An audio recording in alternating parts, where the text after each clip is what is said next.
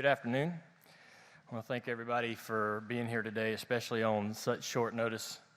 It's good to see a lot of familiar faces. We're here today to confirm the news you received this morning that I've decided to make this season my last as a NASCAR Cup driver. The response just in the last 6 hours from teammates, colleagues, and friends and fans has been incredibly overwhelming. So before I go any further, I just want to thank everybody for making me feel pretty incredible today. You're wondering why I reached this decision. It's really simple. I just wanted the opportunity to go out on my own terms. I wanted to honor my commitment to Rick, to my sponsors, to my team, and to the fans. I'll admit that having influence over my exit only became meaningful when it started to seem most unlikely. As you know, I missed a few races last year, and during that time I had to face the realization that my driving career may have already ended without me as so much getting a vote at the table. Of course, in life we're not promised a vote, and that's especially true in racing. But during my rehab, I was given something else that I wasn't accustomed to, and that was time. Time to understand what's important to me, time to realize the incredible support system I have in my wife, my team, and my doctors, and time to work like hell to wrestle back some semblance of say-so in this whole matter. And so that became my motivation, the opportunity to stand here at this podium to announce my choice rather than some fate that was decided for me. In that regard, the race car wasn't my goal. It was merely the vehicle that got me here today. Now, planning my exit this way gives me the chance to publicly thank those who made the last 18 years possible. First and foremost, Rick Hendrick. Without a shadow of a doubt, I think the toughest thing about this decision was having to tell you. I just didn't want to disappoint you. You mean so much to me. And so on March 29th, I drove over and had the conversation with him, and his response, he told me he loved me. Becoming a bigger part of your life has changed mine forever. You gave me guidance and direction that will reward me for as long as I live. My wife, Amy, most of you have been around long enough to know what I was like before I met Amy. Not a day goes by that someone doesn't remind me of the incredible positive impact she's had on me. Through thick and thin, Amy's support and encouragement has been constant. The rehab that I spoke of earlier, she went through it too. The only difference is she didn't have to, but she did. There were no days off. There were no hours off. There were no minutes off. There was just Amy and me. Without her help in those days of recovery, I wouldn't have been able to return to the track for this season. The most difficult thing, or the second most difficult thing about this decision was telling my brothers, Greg Ives and the guys on my 88 team. It's a privilege to race with this group. Greg is one of the most talented, yet humble guys in the garage. We are very close, and I appreciate the sacrifices that he and his family have made for the good of our team. From my road crew to the pit crew to all the people in the 48-88 shop, I'm a better driver and a better person from my time with you guys. You've helped me mature and grow well beyond the racetrack. We love to work together, and I look forward to every single trip we have left on the schedule this season. Kelly Earnhardt Miller, I think if I were to sum up Kelly's life in one word, it'd be sacrifice. Y'all know the stories, and they're all true.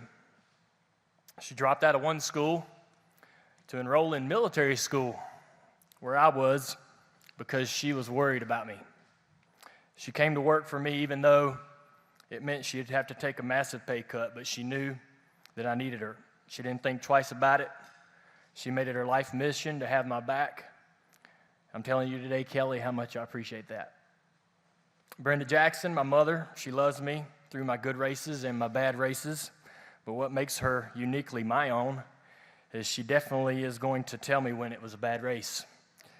Everybody deserves to have someone in their life that you never have to wonder, and with my mother, I never have to wonder. To my father, Dale Earnhardt, I would have not been a race car driver If it not for him, he believed in me. It might have taken a little encouragement from Tony Uri Sr., but Dad came around. I appreciate my father, everything he put into my career, and all the guys on the old AC Delco team who gave me a shot.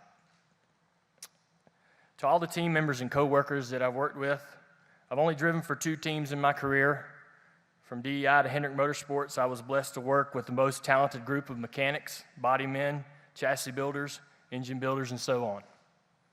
As I matured personally, the bonds I formulated with my team became so very important to me. They weren't just co-workers, they were friends. We cared for each other. We could fight like brothers, which me and Tony Jr. so often did. But I needed them, and I so badly wanted them to need me.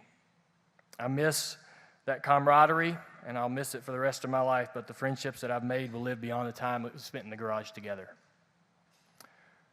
To my fans, one thing that has made this career the incredible ride that it's been is Junior Nation. The fan support that I received straight out of the gate was in large part because of my famous last name. But throughout the ups and downs, it occurred to me that the fans that stuck it out and the new ones that joined us, they were there because of the person I was and not who they wanted me to be.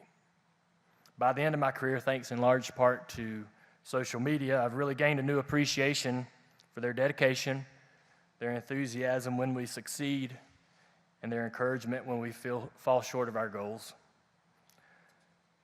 I don't think that anything in my professional career has meant more to me than the treatment that I've received from track to track by the fans that so dearly love our sport. To our sponsors, this wouldn't be an official NASCAR event unless we fired off some sponsor appreciation. So in the beginning of my Cup career, there was Budweiser. They sent me on a trajectory that was unprecedented. Steve Uline, Tony Ponturo, and their team of people, wherever you are today, thank you so much for taking that big leap of faith with me. I want to recognize PepsiCo and National Guard for their role in my move to Hendrick Motorsports. They were the ones that got the 88 program off the ground, and to this day I continue to enjoy a partnership with Pepsi and Mountain Dew. Charlie Shaver, Jim Hughes, and William Sturgill with Exalta, you guys have accepted me as your own. You're building an incredible legacy here at Hendrick Motorsports. You're fully invested into the 88 team, and you've helped me take our Dirty Mo Media from a vision to reality. For all those things, I'm very appreciative. Steve Rasmussen, Terrence Williams, and Jim McCoy, all the folks at Nationwide, our partnership dates back a really long time. Maybe you guys have heard it, but the Earnhardt family has been with Nationwide for more than 30 years. But what I'm proud of more is that we've accomplished a lot in the last 10. I hope you guys are as proud as I am. And by the way, Jim, I know you're here in the room. I'm just going to say what everyone else here in the room is thinking. Your brilliant use of the retired Peyton Manning is to be commended, if not replicated. To Jim Campbell and Terry Dolan, it's an honor to carry that Chevrolet bow tie on my cars. And I don't just mean that on the racetrack. I'm Chevrolet for life. I've been fortunate enough to have many other partners invest in my career, and I look forward to talking to them over the next several months, and I hope that you feel I did a great job for you, and I want you to know that our work's not finished. I also want to thank NASCAR for giving me and a whole lot of other fortunate people a place to race. I've never taken that for granted. Thanks to the France family for your support, and thank you to Mike Hilton, who has given me tons of personal advice. He's always shot me straight, and he's been a tremendous role model for me. The sport is in a great place with incredible, exciting young talent emerging as we speak. I look forward to seeing what the future and current stars in the sport can accomplish in the years to come. In closing, I am eager to explore new opportunities. I don't see myself really detaching from NASCAR. My intention is still to be involved in the sport on some level. In fact, I still have 2 Xfinity races to run for Junior Motorsports in 2018, so even after this season is over, you've not seen the last of me on the racetrack. But more than that, I want to be a part of the future of this sport for many, many years to come. Thank you very much.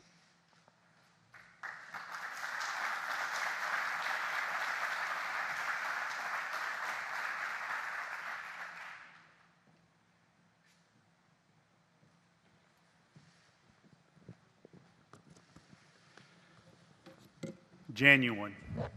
The one word I always think about when I think of Dale Jr., and I think we saw it there. We're going to take questions from folks here in the audience. There are a couple of folks that have microphones. Please raise your hand. You will be acknowledged. Make sure you have the microphone. We're being covered live by a number of media. But before we do that, Mr. H. wanted to first give you an opportunity to reflect on, over the past not quite a month since that conversation, your thoughts today. Well, you know, first of all, I want to make it clear that I wasn't the one that said we had to wear a suit. Because the first time we went somewhere, I had to get you put your shirt tail in. Today, you made me wear the suit. That's right. You know, a lot of things have changed. Well, first of all, Dale, Kelly, and his family, they're more to me than just a race car driver. He's like a son, and we've had, I don't know, for many, many years, a tremendous relationship. And I really appreciate what we've been able to do together. And I appreciate the kind of guy you are and what you've done for the sport, for NASCAR, for me personally, our company, the sponsors, and everyone.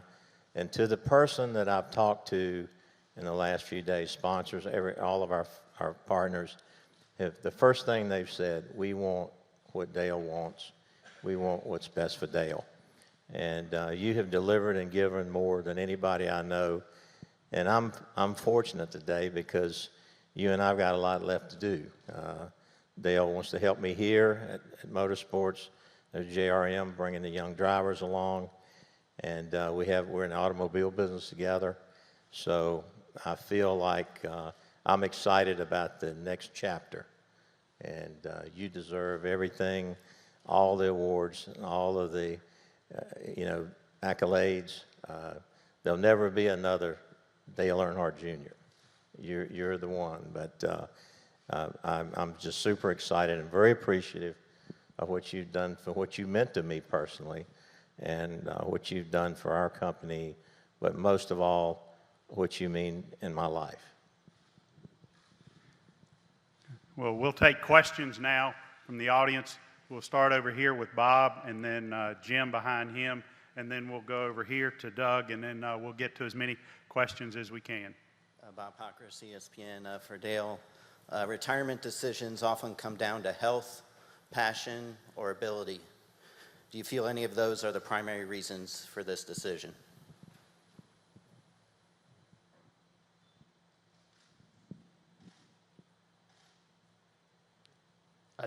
I don't think that one of them stands out above the other. I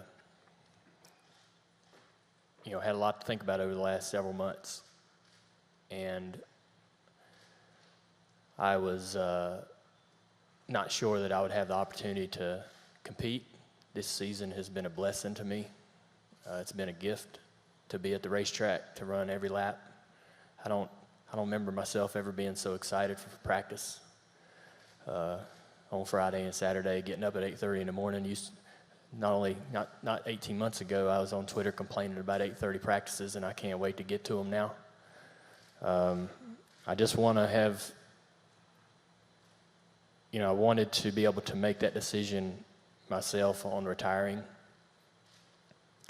and not really have it made for me. But I feel healthy. I'm having a really good time driving the cars and enjoying that with my team. And we spoke this morning, and that was the real message, really, was that we feel competitive. We feel like we can go out there and do well. We've had some odd luck, but when the luck's been there, the results have been there and the speed's been there in the car. So I'm excited about the races that I have left. And again, it's like the practices in the mornings that I get so excited for.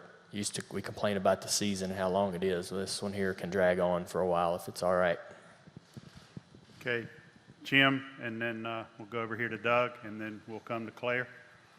Jim under motorsport.com. Dale, when you sat down with a few of us back at Speed Weeks, you said that you had not that you were going to take the first couple months of the season before you decided whether you would sign a contract extension. You said earlier that you first spoke to Rick about it on March 29th, so that's probably about a month's worth of time. Were you quick, relatively quick, into deciding that you were going to make this decision into the new year? I made it just shortly before I talked to Rick and let him know my decision. So it was, obviously, I think every driver, thinks about retirement and how they want that, what they think that looks like for them as they get to a certain age. But I wasn't, I wasn't really thinking about that too much over until the last couple of years. And once I started to realize how delicate things are and how quickly that can be made for you, it's something I had to start thinking about quite seriously. But as soon as I got my mind made up, I got in touch with Rick and told him that I had made my decision and that we should sit down and discuss. Okay. Doug? and then Doug we'll Rice, come- Performance Racing Network. Dale, you're sitting beside one of the most successful car owners in the history of motorsports. Should we be shocked somewhere down the line if you and Kelly decide to evolve Junior Motorsports into a cup-level team? Is that part of your scenario? Kelly's shaking her head no over here, so I'm going to have to we'll go with that. I'll be honest with you. I've often admired the work that it takes and the commitment that it takes, having been close to my family's business and obviously very close to Rick. I get to see just how much effort it takes that goes into it. Not only does Rick have to manage all of his automotive industry and empire, but this is a full-time job on itself. And I tell him all the time that he's old enough to start relaxing a little bit, but he won't listen. So he loves to win. He'd rather be in victory lane than fishing off the back of his boat, just barely. But that's how he is. And I really enjoy being in the Xfinity Series. There's a reward that I get of helping people achieve their goals and get to the next level. Luckily, with our relationship with Rick, we've been able to accelerate that and make some great things happen for a lot of people, whether it be drivers, crew chiefs, aspiring crew chiefs. That's really so rewarding to me. That's even greater than the wins, is to see somebody get a job somewhere on a cup level, get an opportunity to step up. I feel like that we're doing it right if we're giving people that platform, that springboard. I don't know if you can replicate that anywhere else. I really enjoy that. We'll do Claire, then Tom, back to Lewis, and Jeff. Claire B. Lang, Sirius XM NASCAR Radio. I wonder if part of this takes pressure off you, that you knew this decision was coming, and a lot of people are debating publicly, was this really hard on him? Was he doing it because he felt the pressure to stay or to leave? Is there any part of it lets the future open up for you, that you feel like the pressure's off? And then you sitting there in a suit, you are a businessman, you own Risky River, you own Junior Motorsports. Would you like to, be on the business side of things more, and do you see that for your future? Well, I definitely, my heart loves being in the car. I love driving, and I enjoy it as much as I ever have.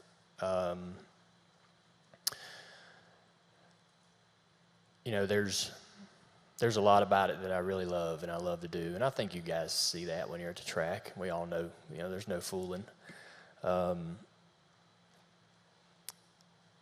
But it's not, I don't know that it's really emotional, I just don't like letting people down and worry about, disappointing my boss and my friend and my crew. These guys, we all depend on each other to be there every day, and to come in and say, I'm not going to be here one day is very difficult, because we all kind of wish we could stay together forever, But,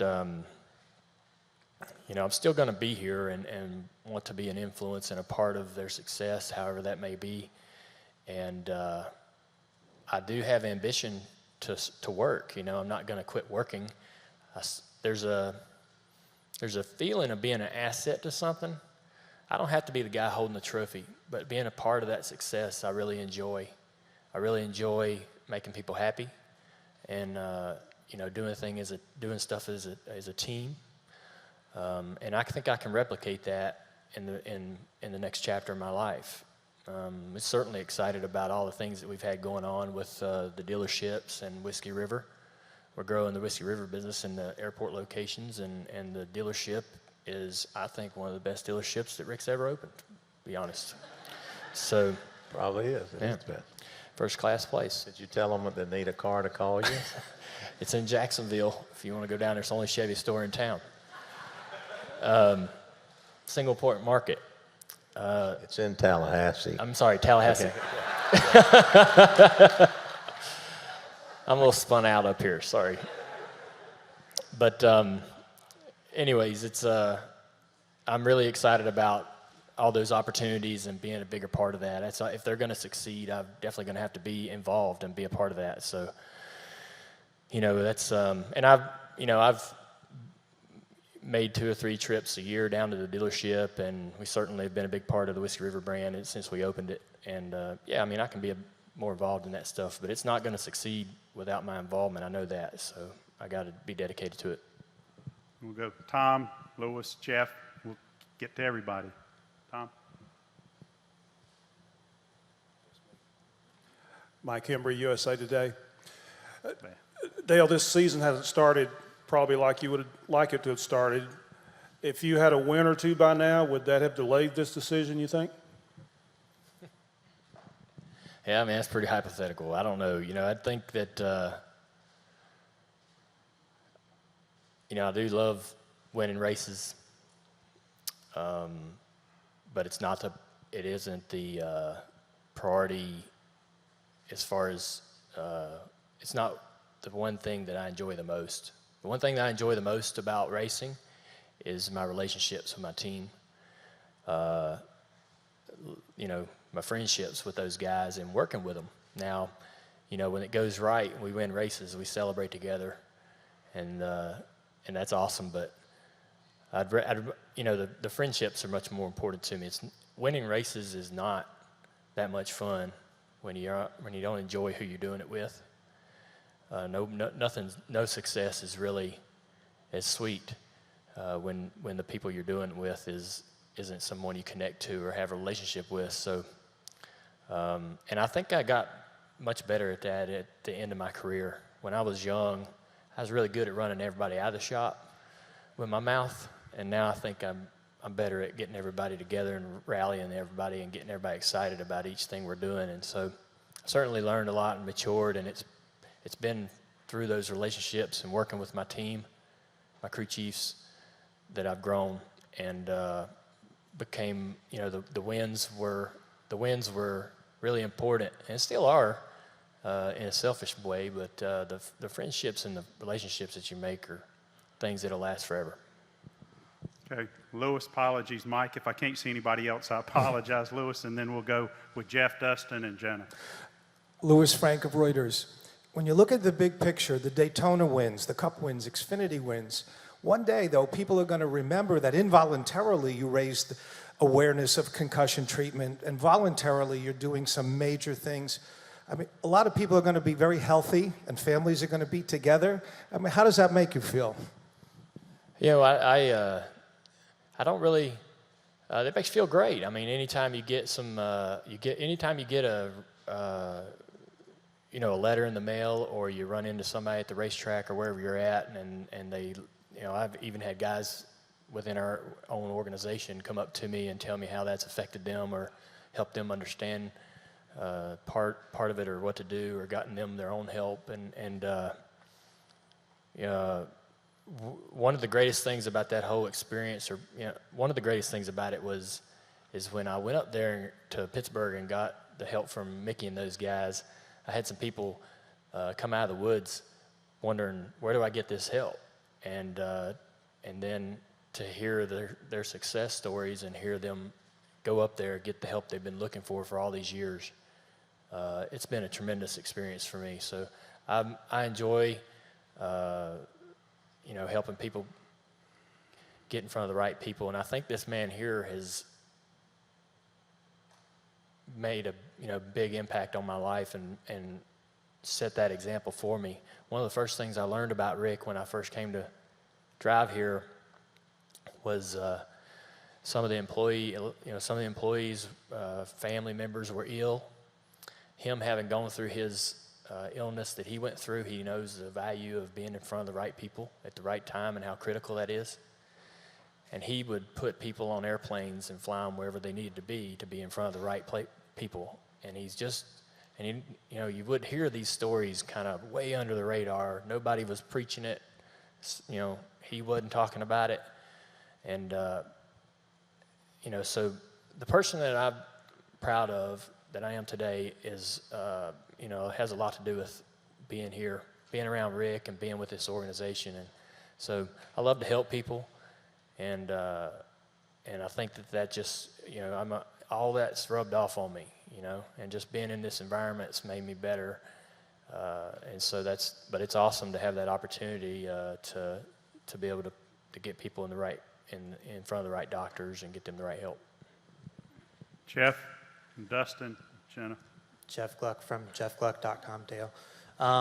You typically wear your heart on your sleeve, but I'm having a hard time putting my finger on exactly how you're feeling today. You seem solemn, but you said you're spun out up there.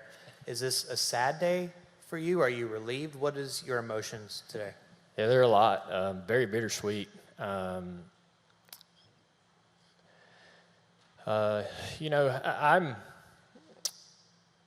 It seems like I've told you guys this so many times, and so I hate to kind of rehash it over and over, but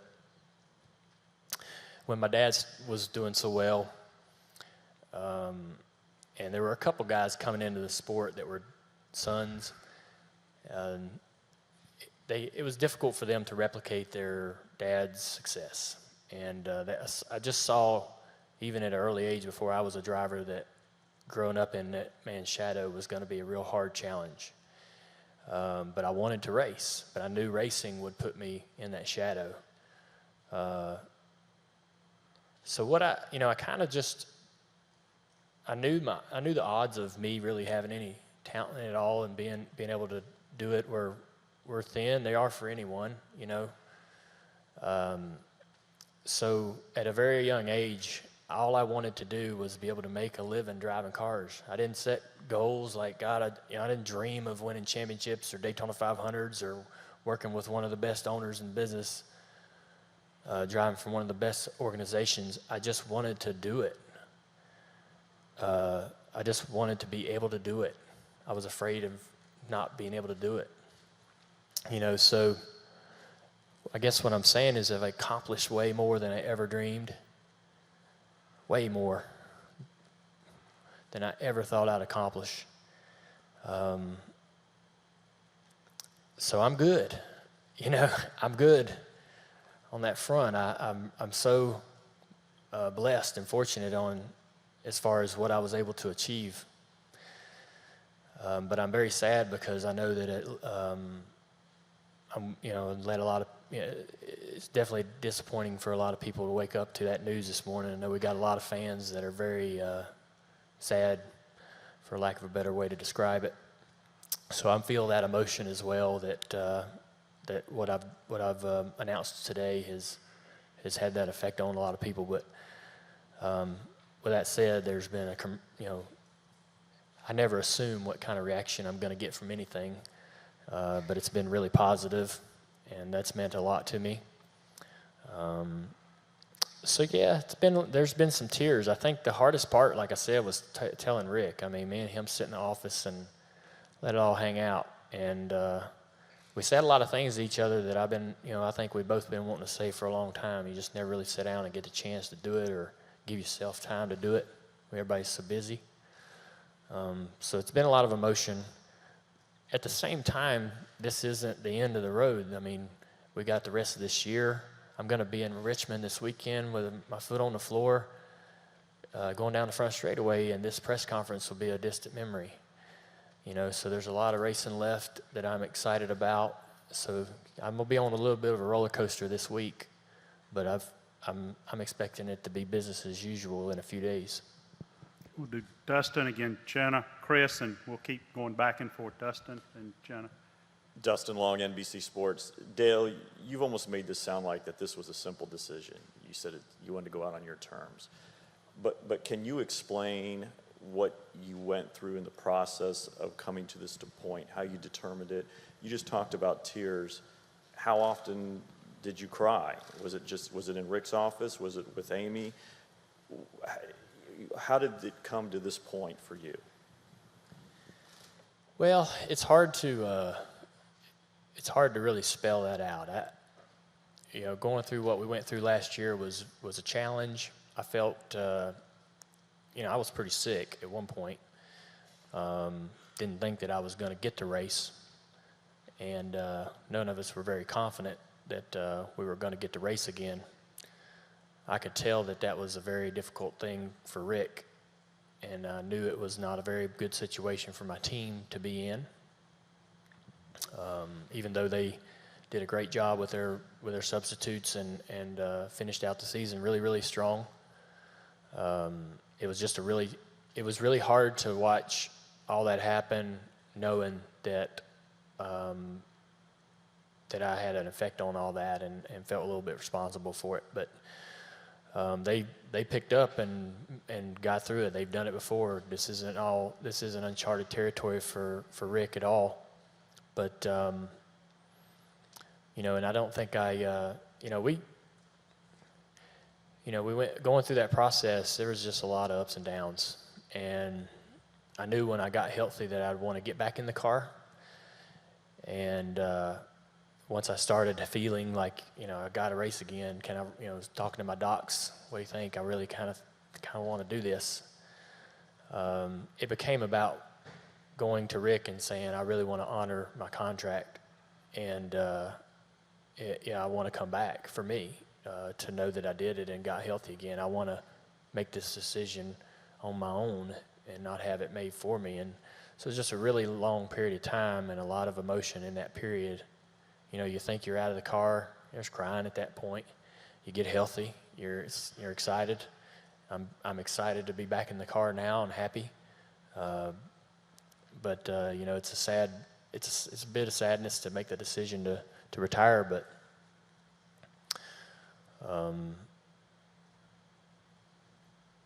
it's just a lot of stuff's happened over the last 10 months. It's really, we'd have to sit here for a few days to go over it, to spell it all out. But for me personally, I'm at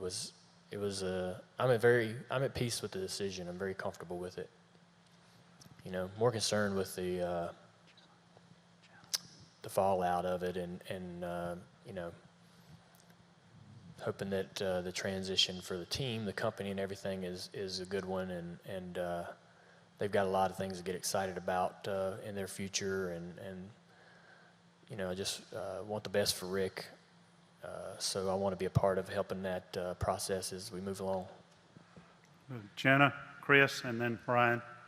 Jennifer, AP, Dale, the TV interview you did yesterday pretty much captured the essence of who you are as a racer. And there was a lot of jokes on the internet if that was loud talking Dale or if that was broken oil system Dale, but it really captured who you are and why fans love you. And I thought to myself in that moment, I said, oh, NASCAR is so screwed when Dale retires. I literally looked at Gluck and said that. So for both you and Rick, Tony's gone and Jeff's gone and now Dale's gone. What and who is there to be excited about? What does this sport need? Because this is 3 huge names 3 years in a row. Kyle Larson, Chase Elliott, just to name 2 of probably a dozen guys that I'm excited about. And I think that's all I read about on Twitter yesterday was how awesome the race was and how much fun it is to watch, Larson. And it is true. He's a real talent. And all those guys have great attitudes, great personalities. I know them well enough to be excited about how fans are going to know them in the future. I feel like that these are the guys that they're the cream of the crop, and maybe I'm the only one that sees it in this room, but I really have a lot of confidence in the personalities that we have.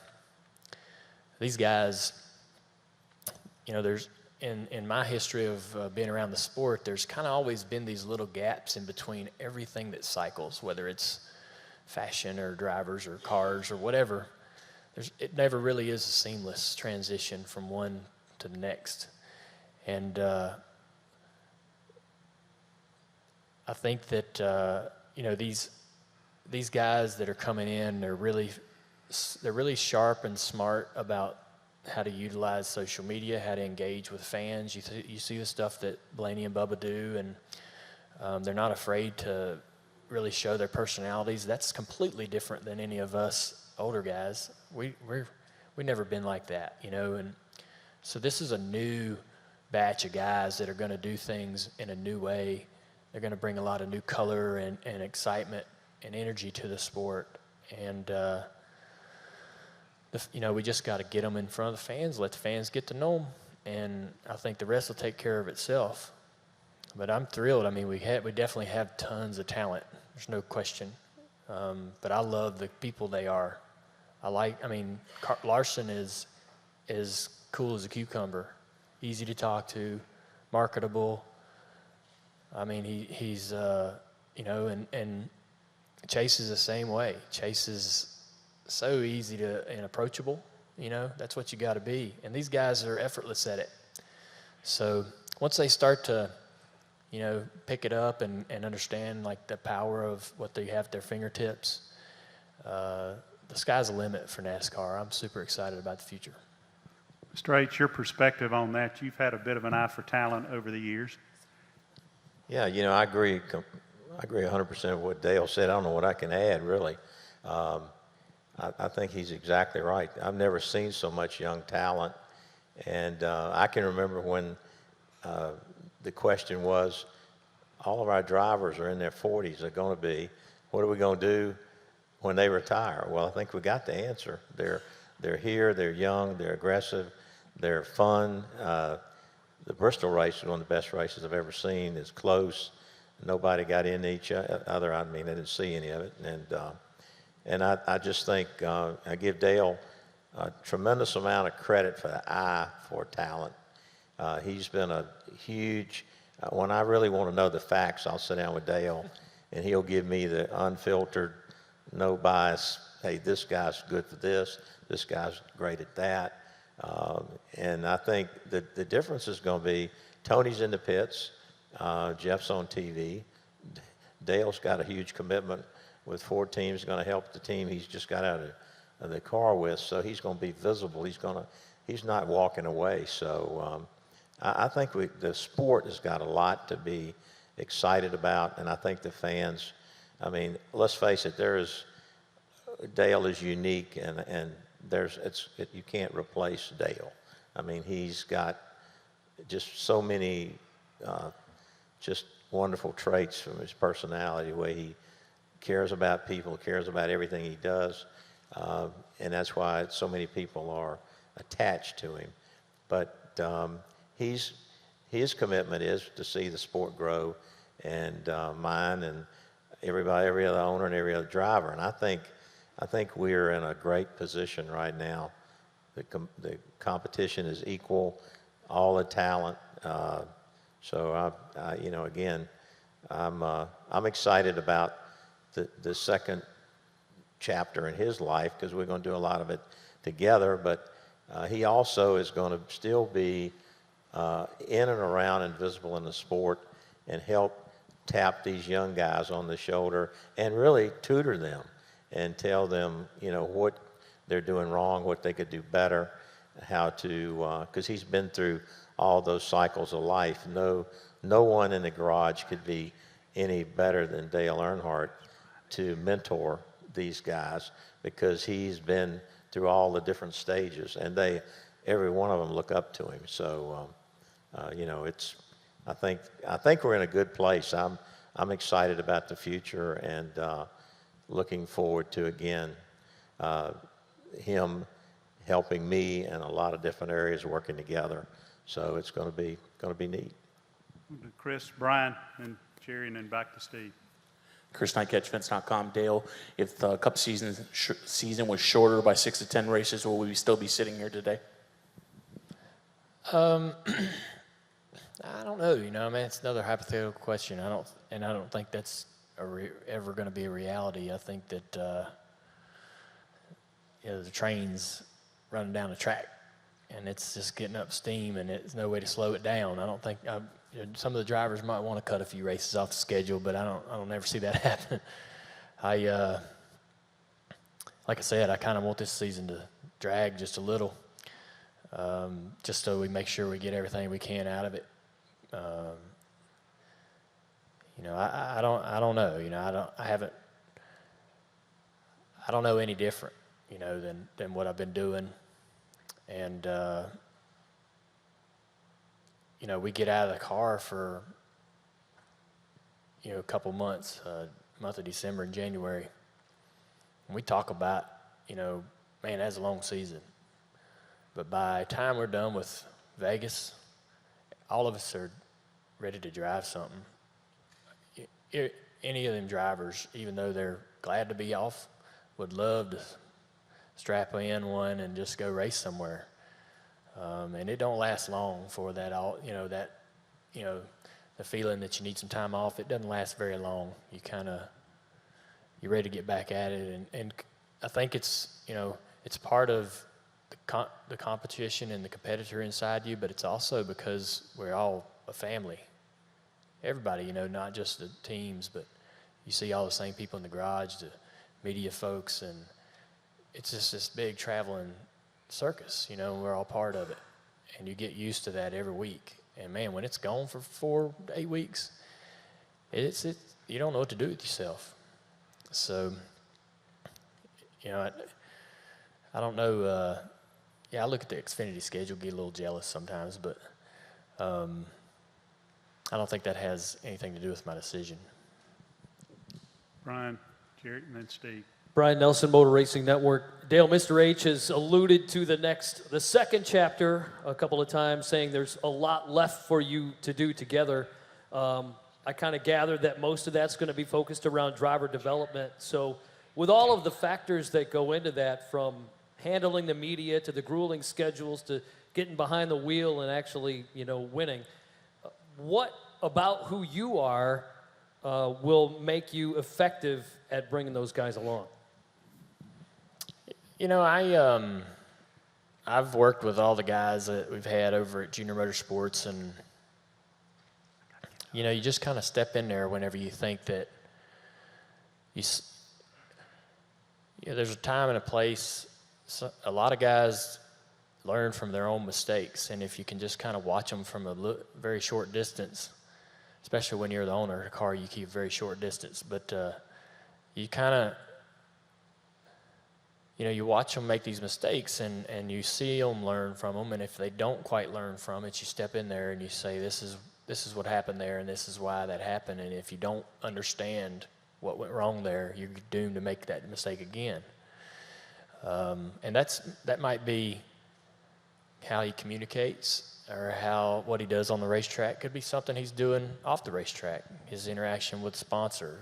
You just handle it really at a case-by-case basis, and every guy accepts that criticism a little differently, so the delivery is really important. Some guys want you to come marching in, banging your fist on the table. Other guys want you to put your arm around them and play some basketball and talk it out. But I enjoy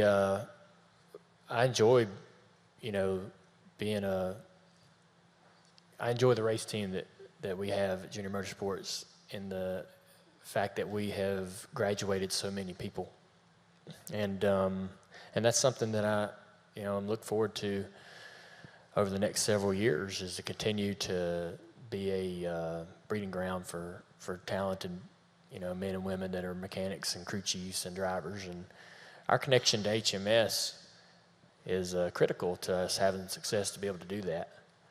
But we've worked really hard to where we're both assets for each other. the relationship's got to work both ways, and we work very hard to make it where it benefits Hendrick Motorsports as well and makes them better on Sundays. So, and we intend to keep that going. Jerry Jordan, KickingTheTires.net and PRN.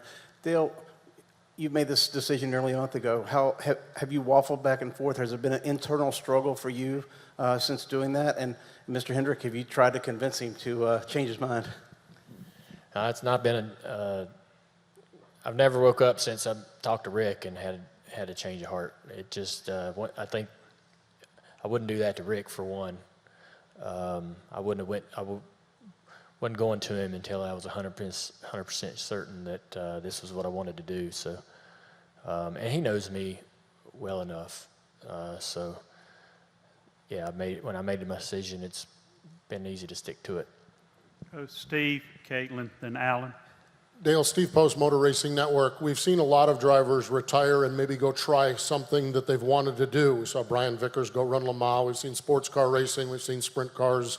You have a lot of passion for late model stocks. You have the 2 Xfinity Series races next year. Do you see yourself doing anything else? Maybe going to Martinsville and trying to win a clock in the late model or something like that? Or are you done with those 2 or wherever that may lead you? I'm definitely, I think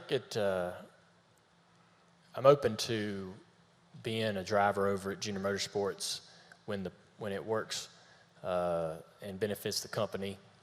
Certainly, that's why I've done that over the last several years. It's a critical piece of our partnerships in many instances over there. So we're definitely going to leave the book open to continue to do that. And open to do that, depending upon the package as it comes across the table.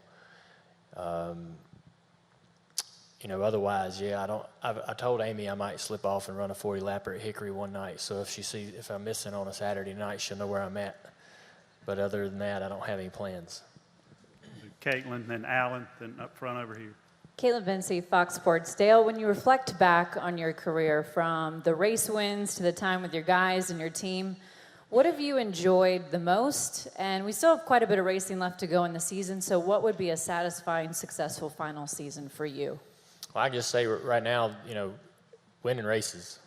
And we feel, very confident that that's not out of the question. Me and Greg's had more communication this year than ever.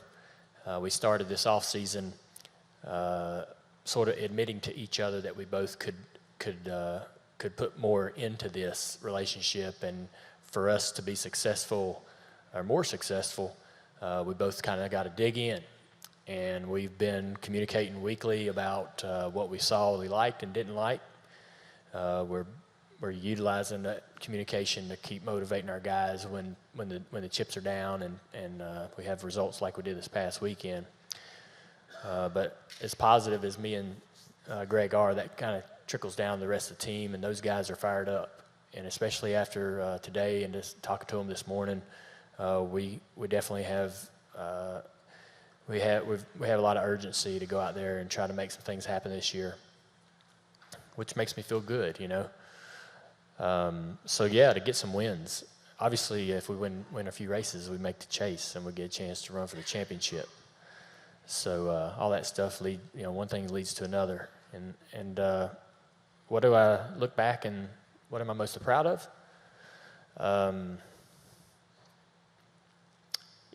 Coming out of the gate and winning them 2 Xfinity championships blew me away. I never, I ran 159 late model races and only won 4. I didn't think I was going to get a job. I thought in '97, Dad came up to me and Kelly and said, your late model funds have dried up.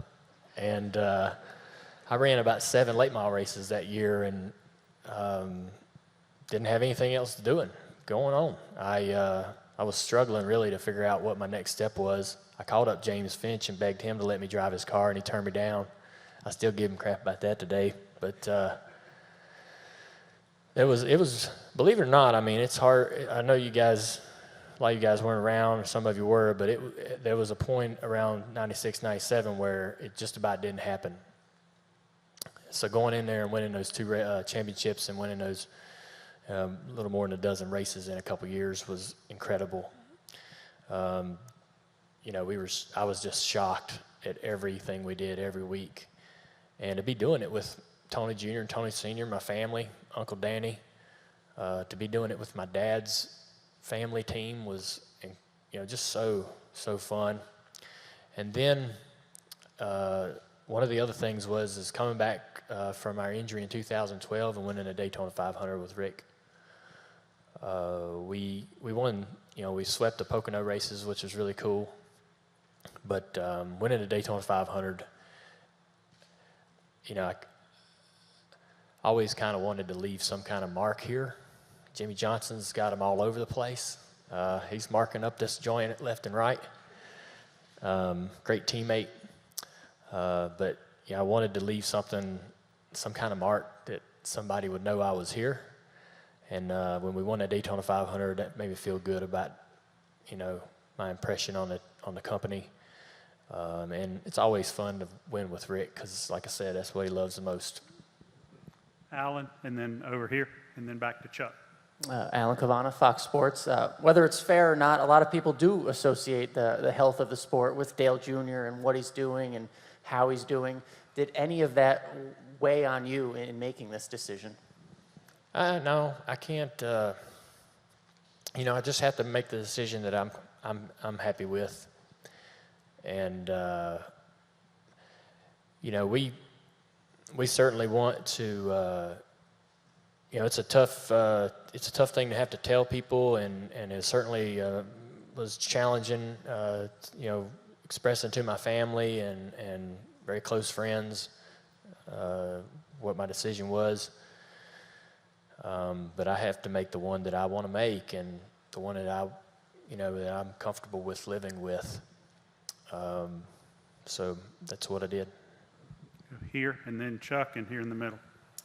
Dale McFadden with NBC Sports is for Rick. You've known for a month now about Dale's decision. Have any plans been set in motion about what will be done with the number 88 come next Speed Weeks in Daytona? No, not.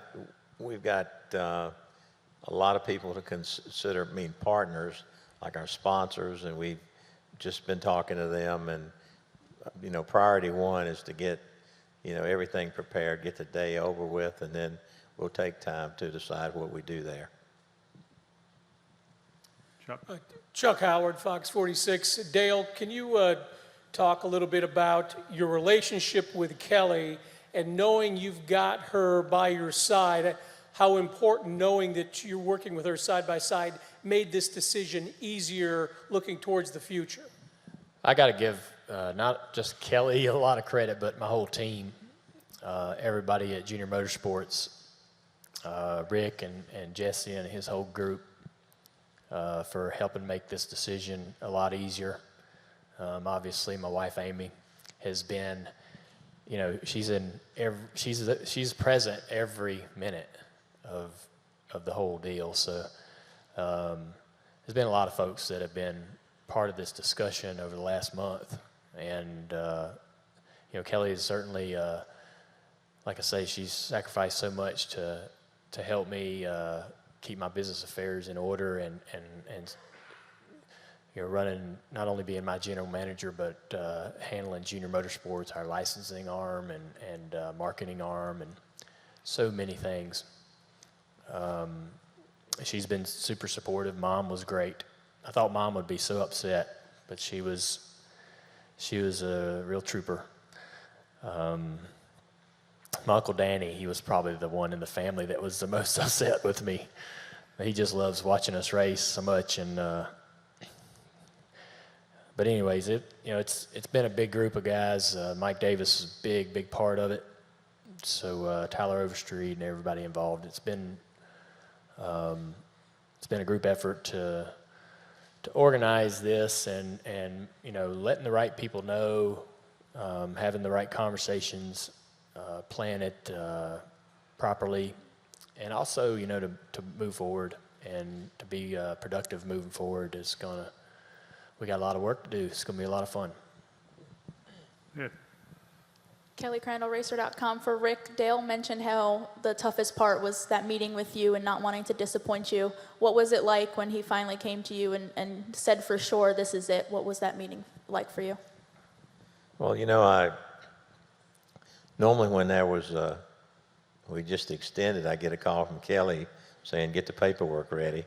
So when he said he wanted to talk to me, I kind of had this inkling that it might be pretty serious. And but again, I felt like a member of my family came and sat down with me and said, you know, this is what I've decided to do. And immediately, you know, I'm disappointed. I mean, I'd love to have him drive for as long as I own a race team.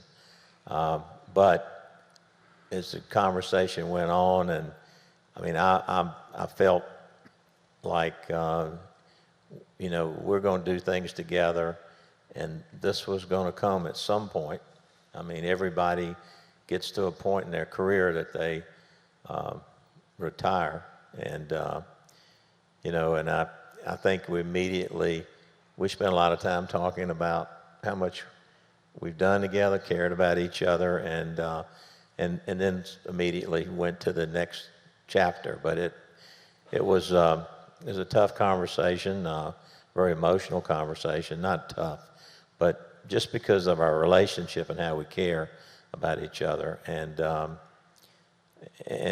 he knows, and it's just a lot of people involved, and but I feel like, you know, when we came out of that deal, you know, we were excited about what's next. So I've been trying to focus on what's next, and but it's definitely I'd say on one hand it was tough, but on the other hand it was a great feeling, and that you can share with people that you don't really have many of those opportunities in life. Time for two more. We'll go here, and then Mike. Zach Tanzarelli, front stretch. You have quite the farewell tour coming your way for the rest of the season. Jeff Gordon was a fan of it. Tony Stewart, maybe not so much. Is that something you're going to embrace for the rest of the season? Yeah, I really don't know what to expect, to be honest with you. I mean, it might not even do me much good to ask them to, because of, like you say, they both had kind of different opinions about it, possibly. But I've been treated so well by by the industry and by the fans everywhere we go. And, you know, it's business as usual for me at the racetrack. I want to go in there and race, do well. But I'm sure it'll be quite a bit different. So we'll just take it as it comes. And, you know, we only have to go to Texas once instead of twice. So I know Eddie won't have too many opportunities to pull any crazy stuff on me. But he's the only one I'm probably worried about, to be honest with you. Okay. Wrap it up back here, Mike. Dale, Mike Solarte, Spectrum News. You've talked about your family support and the folks that were okay with the decision. Your uncle was a little disappointed, and you've dealt with some hypotheticals. One last one for you. What would your father say to you today? You know, I've always let other people tell me what they think Dad would think in a certain situation. I never would assume that he was proud of me when he was alive. Certainly wouldn't make that mistake after he passed. I just never felt like I was worthy of assuming that of him. And I always was open to hearing from people that know him really well what they think he would think. And I've talked to some people in the past 24 hours that know him pretty well, and they're pretty confident that he would be very proud. You know, I think that there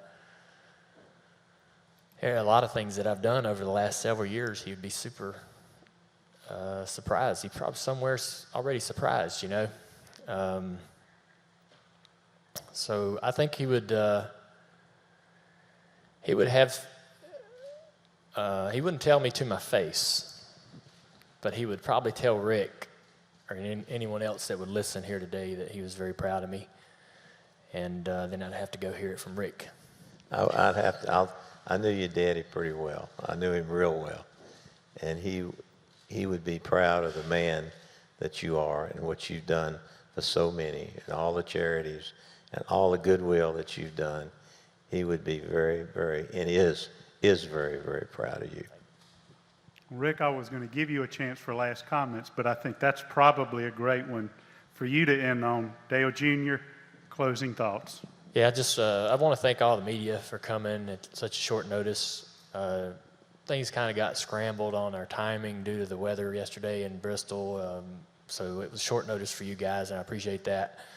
Our relationship's always been really important to me, and I think that I got a great relationship with a lot of you guys, and look forward to seeing y'all throughout the rest of the season, and hopefully I'll be in that media center for some podiums and possibly a few victories before the season's over with. So thank you very much for coming out today. Well, Dale, you said that you wanted people to know that you were here. Take my word for it. They knew you were here and throughout NASCAR Nation. Thank you on behalf of all of us. Thank you on behalf of Dale Earnhardt Jr., Hendrick Motorsports, for joining us today, and have a great afternoon.